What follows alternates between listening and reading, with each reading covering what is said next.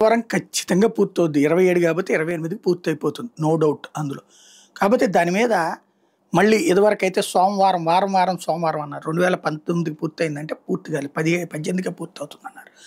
అప్పుడు చేసినటువంటి పొరపాట్లు ఆ తర్వాత 19లో కొట్టుకుపోయి చివరికి అది ఆగిపోయినటువంటి పరిస్థితి. సరే దాన్ని రాజకీయంగా మీ పాపం అంటే మీ పాపం అన్నటువంటి కోణంలో చెప్పుకొచ్చారు.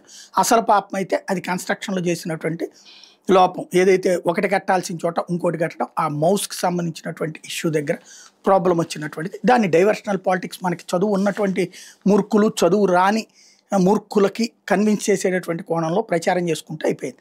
తర్వాత ఈళ్ళొచ్చి 2022కి పూర్తి చేస్తాను రాసుకో అని చెప్పి అంతకుముందు దేవినేని ఉమా రాసుకోమన్నాడు 18కి పూర్తవుతుందని. తర్వాత 22కి రాసుకోమని చెప్పి అనిల్ యాదవ్ చెప్పాడు. అప్పుడు పూర్తి కాలేదు.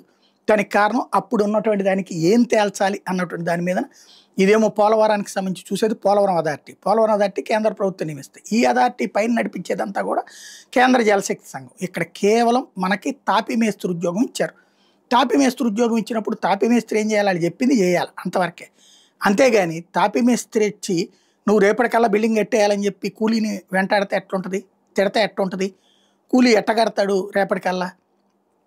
ఇక్కడ పోలవరానికి సంబంధించి పుష్కరాలకల్లా పూర్తి కావాలని చంద్రబాబు గారు చెప్పారు. ఇట్లాంటి తొందరపాటు చర్యలు అది పర్ఫెక్ట్గా పూర్తి చేయనండి. ఇంకోటి 41.5 అడుగులే కడుతున్నారు. అది క్లియర్ అయిపోయింది. 45.5 అనేటటువంటిది డ్రామా. అది కేవలం 45.5 లేకపోతే కనుక ఆ పోలవరానికి సంబంధించిన ప్రయోజనం నెరవేరుతుందా లేదా అంటే ఇక కేంద్రం డబ్బులు ఇయ్యదు కాబట్టి వీళ్ళు అది పూర్తి చేయరు.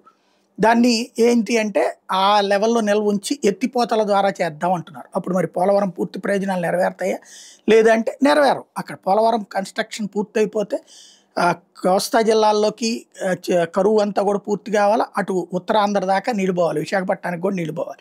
వాస్తవంగా 45కి వెళ్తే ఇప్పుడు మనం అక్కడ దాన్ని ఏమంటున్నాము గూగుల్ ఇవన్నీ డేటా సెంటర్లు పెడతా ఉన్నాం కదా. డేటా సెంటర్కి విపరీతమైన పవర్ కావాలి.